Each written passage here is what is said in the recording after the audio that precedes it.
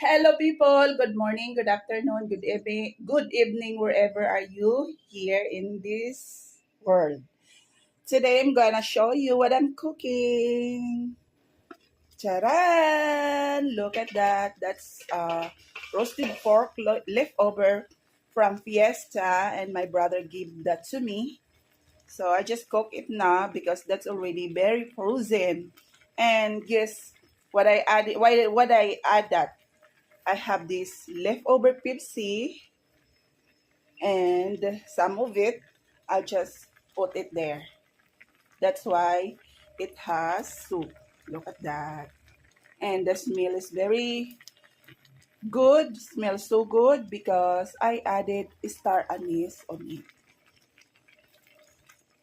Yeah, look at that star anise. And laurel leaves, bay leaves, and whole pepper, black pepper, and onion, garlic, of course.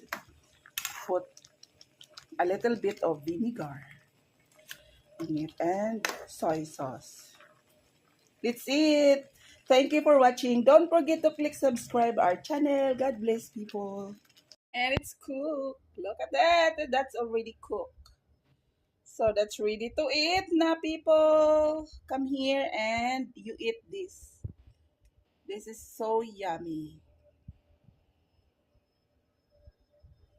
Don't forget to click subscribe our channel.